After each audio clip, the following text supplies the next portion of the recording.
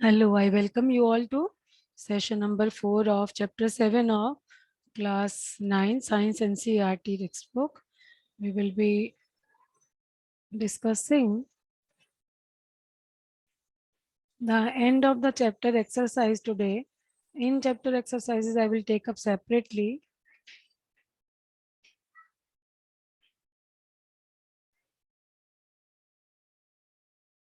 First question in your textbook is, what are the advantages of classifying organisms? यानी organisms को classify करने के क्या फायदे हैं? देखिए, हमने डिस्कस किया पिछले सेशंस में कि जो विकास का जो दौर था वो बहुत लंबा चला और इसके कारण बहुत ही कंफ्यूज करने वाली वैरायटी जिंदगियों की अर्थ पर दिखती है। और ये बिल्कुल भी पॉसिबल नहीं है कि हर एक फॉर्म को हम इंडिविजुअली स्टडी करें। तो इसीलिए it is always better to put them in classes और groups based on similarities between them और लिविंग ऑर्गेनिजम्स। ठीक है, तो देखिए मैंने इसीलिए ये 3 एडवांटेजेस ही आप कह सकते हैं कि because it is very confusing to study each and every available life form on the earth, so it is better to study them together as a group based on their similarity, and so practically it is more feasible to study the class as a whole and it will save our time.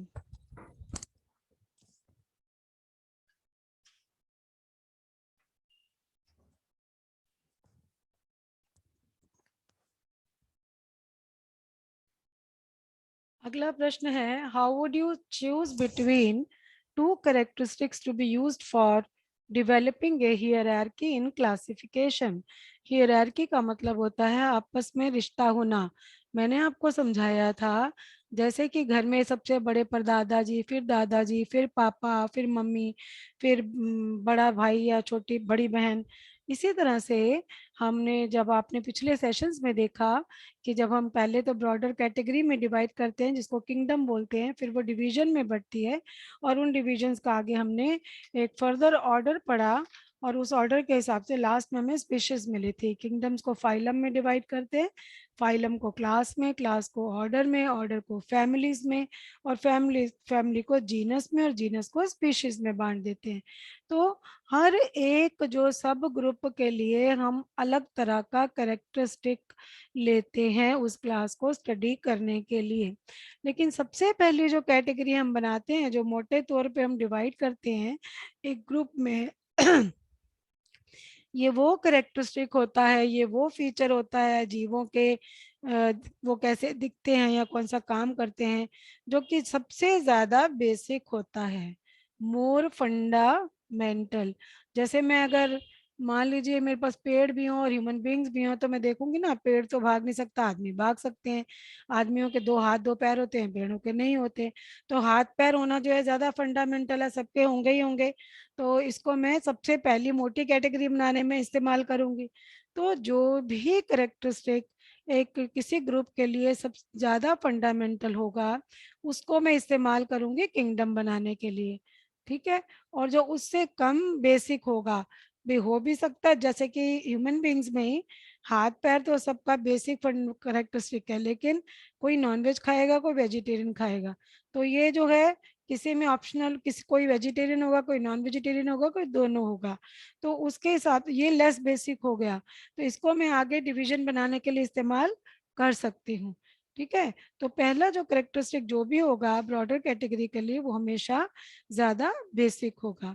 अगला प्रश्न आपकी book में है, explain the basis for grouping organisms into 5 kingdoms. देखिए Whittaker ने जो है living forms को 5 किंगडम्स में बांटा, protista, Monera, fungi, Plantae, animalia. किस किस पर बेस करके? 3 चीजें आपको मैंने बताई थी, cell structure, body organisation, mode of nutrition, source of nutrition. ठीक है, तो इसके ऊपर बेस करके हम पहले भी इसको डिस्कस कर चुके हैं, एक बार क्विकली देख लेंगे। देखिए सेल स्ट्रक्चर, प्रोटिस्टा यूनिसेलुलर होते हैं, मोनेरा भी शायद यूनिसेलुलर ही होते हैं, मल्टी सेलुलर तो वो नहीं होते। और फंगाई में सेल वॉल चिटिन की बनी होती है। प्लांटे जो है मल्टी सेलुलर होते हैं, एनिमेलिया भी मल्टी सेलुलर होते हैं। और प्रोटिस्टा यूकेरियोटिक होते हैं, फंगाई भी यूकेरियोटिक होते हैं। मोनेरा में कोई डिफाइंड न्यूक्लियस नहीं होता, मोनेरा में ही न्यूक्लियस नहीं होता, बाकी सारे यूकेरियोटिक है। प्लांटे में सेल वॉल होती है, एनिमेलिया में सेल वॉल नहीं होती। मोनेरा में सेल वॉल हो भी सकती है और नहीं भी हो सकती। बॉडी ऑर्गेनाइजेशन की बात करें, प्रोटिस्टा में सीलिया, फ्लैजिला या हेयर लाइक स्ट्रक्चर हो सकते हैं, जबकि ये जो आपके फंगाई हैं, ये ये क्या करते हैं, ब्लू ग्रीन एल्गी के साथ में सेप्रोफाइट की तरह भी रह सकते हैं और पैरासाइट की तरह भी किसी होस्ट के ऊपर जिंदा रह सकते हैं। मोड ऑफ न्यूट्रिशन की बात करें तो प्रोटिस्टा, मोनेरा दोनों ऑटोट्रॉफिक भी हो सकते हैं, हेट्रोट्रॉफिक भी हो सकते हैं। फंगाई हेट्रोट्रॉफिक होते हैं और पौधे ऑटोट्रॉफिक होते हैं और जानवर हेट्रोट्रॉफिक होते हैं। सोर्स ऑफ न्यूट्रिशन में भाई जो ऑटोट्रॉफिक भी है, हेट्रोट्रॉफिक भी है, ऑटो है तो वो अपने आप खाना बनाएगा, हेट्रो है तो वो एनवायरनमेंट से खाना लेगा। इसी तरह से मोनेरा का है। फिर फंगाई जो है सेप्रोट्रॉफ होते हैं, अगर वो मरे हुए जानवरों के ऊपर लग जाते हैं तो वो सेप्रोट्रॉफ हैं, और अगर किसी जिंदा होस्ट के साइटोप्लाज्म में से खाना लेते हैं तो वो पैरासाइट हैं, और ये कई बार मल्टी सेलुलर ऑर्गेनिज्म में भी कन्वर्ट हो जाते हैं। और पौधे जो हैं अपना खाना खुद बनाते हैं फोटोसिंथेसिस करके। तो ये डिफरेंसेस हैं विटेकर की किंगडम से। अब बात आती है, अगला प्रश्न है, what are the major divisions in the plants, what is the basis for this divisions. देखिए तीन तीन बेसिस दिए हैं प्लांटे को डिवाइड करने के लिए। पहला बेस तो ये है कि क्या उनके उसमें जो प्लांट पार्ट्स हैं वेल डिफरेंशिएटेड हैं कि नहीं है। इसका क्या मतलब है, वेल डिफरेंशिएटेड का मतलब है क्या उसकी प्रॉपर जड़, क्या उसका प्रॉपर तना, क्या उसकी प्रॉपर पत्तियां हैं या नहीं है। ठीक है। दूसरा बेस्ड ऑन होता है कि स्पेशल टिश्यूज में पानी को ट्रांसपोर्ट करने के लिए या दूसरे सब्सटेंसेस को करने के लिए है कि नहीं है। तीसरा है कि क्या वो बीज बियर कर सकते हैं या नहीं कर सकते, और वो बीज अगर होते हैं तो वो क्या वो शेल में बंद होते हैं या नहीं होते। तो अब फिगर 7.4 है आपकी बुक में, उसमें अगर आप देखें जो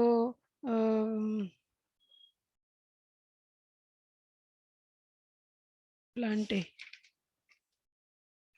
7.4 में 7.11 सॉरी 7.11 में आप देखिए बड़ा अच्छा फ्लो चार्ट बना हुआ है इसको समझाने के लिए। सबसे पहले उसने प्लांट को पहला वाला जो पहला करेक्टरिस्टिक ले लिया, whether the well differentiated plant parts are there or not. Plant parts अलग से प्रॉपर बने हुए हैं कि नहीं बने हुए। तो पहली कैटेगरी है जिसमें नहीं बने हुए, उसमें आते हैं थैलोफाइटा। दूसरी कैटेगरी है जिसमें डिफरेंशिएटेड प्लांट पार्ट बने हुए हैं।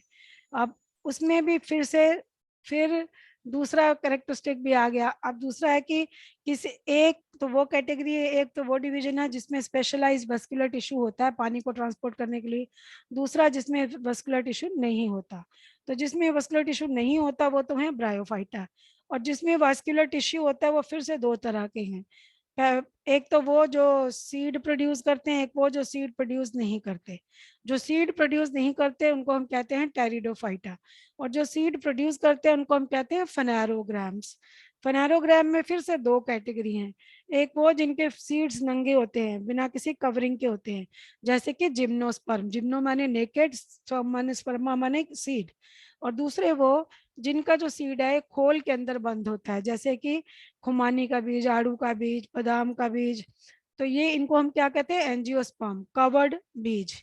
अब एंजियोस्पर्म भी दो तरह के होते हैं, दो तरह के होते हैं। एक वो कि उसमें बीज के अंदर कितनी कॉटिलेडन्स हैं, कितनी बीज की पत्तियां हैं। अगर एक पत्ती है तो मोनोकॉटिलेडन्स है, और दो पत्ती हैं तो डाइकॉटिलेडन्स है। मैं दोबारा रिपीट करूंगी क्वेश्चन नंबर 4 को। तो जो प्लांटे की जो मेजर डिविजन जो हैं तीन बातों पर डिपेंडेंट है। पहली बात कि क्या उसमें वेल डिफरेंशिएटेड प्लांट पार्ट्स हैं। दूसरी बात, क्या उसमें स्पेशलाइज्ड वास्कुलर टिश्यू है for transport of water and food. तीसरी बात, क्या उसमें ये कैपेसिटी है कि वो सीड्स पैदा कर सके। तो इसको बना देखते हुए आपकी बुक में बड़ा सुंदर फ्लो डायग्राम है, उसको दोबारा रिपीट करते हैं। प्लांट की दो डिवीजन इसने बनाई, पहला वाला करेक्टरिस्टिक लेके वेल डिफरेंशिएटेड प्लांट पार्ट्स। तो जिसमें वेल डिफरेंशिएटेड प्लांट पार्ट्स नहीं होते वो क्या होते हैं, थैलोफाइटा होते हैं। जिनमें डिफरेंशिएटेड प्लांट पार्ट होते हैं वो आपको मैंने बताया था, दो होते हैं, ब्रायोफाइटा, टेरिडोफाइटा, और फेनारोग्राम, ये तीनों, ठीक है ना। तो लेकिन अब पहले हम पढ़ेंगे जिसमें डिफ्रेंशिएटेड प्लांट पार्ट होते हैं, उसको उसने फिर से दो पार्ट में बांट दिया। एक तो वो जिनमें स्पेशलाइज्ड वास्कुलर टिश्यू है, जैसे कि अभी आगे बताऊंगी, और वो जिसमें स्पेशलाइज्ड वास्कुलर टिश्यू नहीं है, जैसे कि ब्रायोफाइटा। अब जिसमें वास्कुलर टिश्यू है वो फर्दर दो भागों में बढ़ गया, जो कि सीड पैदा करता है, जैसे कि टायरिडोफाइटा। जो सीड पैदा नहीं करता, टेरिडोफाइटा। जो सीड पैदा नहीं करता, टेरिडोफाइटा। जो सीड पैदा करता है वो फेनारोग्राम। और फेनारोग्राम में भी जो कवर्ड सीड पैदा करते हैं, जो नेकेड सीड पैदा करते हैं, जो नेकेड सीड पैदा पैदा करते हैं उनको जिम्नोस्पर्म कहते हैं, क्योंकि जिम्नो माने नेकेड, और जो कवर्ड सीड पैदा करते हैं उनको एंजियोस्पर्म कहते हैं। अब एंजियोस्पर्म भी दो तरह के हैं। जो वो एंजियोस्पर्म जिनके सीड्स में दो पत्ती है, यानी कि डाइकॉट्स, डाई बना है दो से, कॉट माने कॉटिलिडन्स यानी पत्ती, और फिर वो सीड्स जिनमें एक ही पत्ती है, यानी कि मोनोकॉट्स। ठीक है, तो ये हो गया आपका क्वेश्चन नंबर 4 का आंसर। पांचवा क्वेश्चन है, what are the criteria for deciding how are the criteria for deciding divisions in plants different from criteria for भाई पौधों की डिवीजन के लिए जो क्राइटेरिया है और जानवरों के डिवीजन के लिए जो क्राइटेरिया, उनमें डिफरेंस बताओ। बहुत आसान है। प्लांट्स की अगर हम बात करें तो प्लांट्स में पहली डिवीजन की जाती है, इस बात पर निर्भर करती है कि पौधे के प्लांट पार्ट्स कितनी अच्छी तरह से विकसित है, अलग अलग भाग की शक्ल में, रूट, स्टेम, पत्ती। और एनिमल में पहली डिवीजन इस बात पर निर्भर करती है कि सेल का स्ट्रक्चर कैसा है। यूकेरियोटिक सेल है विद नो सेल वॉल, ठीक है। सेल ऑर्गेनाइजेशन मल्टी सेल्यूलर होना चाहिए, और मोड ऑफ न्यूट्रिशन हेट्रोट्रॉफिक, और वो मूव करें। तो इसका इन सब के ऊपर बेसिस करके हम कहते हैं कि ये एनिमल ग्रुप में जाएगा। इसके बाद जो बचे हुए करेक्टरिस्टिक्स हैं वो सारे आगे फर्दर ग्रुप्स बनाने में काम आते हैं। पौधों के केस में वो फर्दर सब ग्रुप बनाने के क्राइटेरिया दो हैं, एक तो स्पेशल वास्कुलर टिश्यू, तीसरा एबिलिटी टू बियर सीड्स। और ये जो अपना एनिमल्स हैं उनमें डिपेंड फर्दर क्लासिफिकेशन डिपेंड करती है कि बॉडी की जो बॉडी डिजाइन की जो डिफ्रेंशिएशन है वो किस हद तक है और किस तरह की है। ठीक है, सो ये it explains the difference in the criteria for dividing animals and plants. छठा क्वेश्चन है, how animals invertebrates are classified into further sub groups. इसमें आपके बुक में 7.27 बड़ी अच्छी फिगर बनी हुई है। इसमें लास्ट में देखिए जो बना है, वैसे आपको मैं बता दूं, एक्सोस्केलेटन कहते हैं स्किन के बाहर जो स्ट्रक्चर बना हुआ है वो उसका, और आप सांस कैसे लेते हैं और ये अंडे कैसे देते हैं या बच्चे कैसे देते हैं, वर्टिब्रेट्स उससे डिपेंड करते हुए 6 भागों में बटे हुए हैं, Cyclostomata, pieces, amphibia, reptiles, aves और मेमेलिया। तो आप देखें आपके सामने, आपको मैंने पढ़ाया भी है पहले। साइक्लोस्टोमेटा जो है उनमें जबड़े नहीं होते, उनका ईल की तरह शक्ल होती है, मुंह गोल होता है, और उनमें स्केल नहीं होते, उनकी चिकनी स्किन होती है। और पीसेस तो नाम से क्लियर है, मछली होती है, मछली का एक्सोस्केलेटन तो आपको पता है, स्केल होते हैं उसके ऊपर, और जो अंदर की जो उनकी बॉडी के अंदर की जो लाइनिंग है वो बोन या कार्टिलेज की बनी होती है, और जो मछली है गिल्स के थ्रू सांस लेती है। एम्फीबिया जो होते हैं गिल्स के थ्रू सांस लेते हैं लार्वा में, और जब वो लार्वा बड़ा हो जाता है तो उसके लंग्स आ जाते हैं, और इसकी स्किन भी चिकनी होती है, फिसलनी होती है। रेप्टिलिया माने सरकने वाले, रेंगने वाले प्राणी, जैसे मैंने आपको डिटेल में पिछले सेशन में बताया है। इनका जो एक्सोस्केलेटन है उसमें भी स्केल्स होते हैं। ये अंडे जो है पानी के पानी के बाहर देते हैं। और अगला है एविस। एविस में एक्सोस्केलेटन जो है पंखों का बना होता है, और आगे के जो 2 लिम्स होते हैं वो उड़ने के लिए तैयार होते हैं। अंडे जो है पानी के बाहर देते हैं, और ये उड़ भी सकते हैं, अगर पॉसिबल होता है तो उड़ते भी हैं। मेमेलिया में जो एक्सोस्केलेटन है बालों का बना होता है, और बाहर के कान भी होते हैं, और ये बड़े ही छोटे, बड़े ही इमेच्योर बच्चों को जन्म देते हैं, जैसे कि कैंगारू। आपको मैंने पिछले सेशन में बड़े डिटेल में बताया था। तो ये आप बड़े अच्छे से देखेंगे अपने बुक में, फिगर नंबर 7.27 में आपको बहुत सुंदर तरीके से फ्लो डायग्राम में लास्ट में वर्टिब्रेट्स की उन्होंने क्लासिफिकेशन दी हुई है, मैंने भी आपको बड़े अच्छे से बताया है। So with that I stop here only. I am sure all the solutions to the questions in the exercise are clear to you. If you have any doubts, you are feel free to ask me. All the best till we meet next.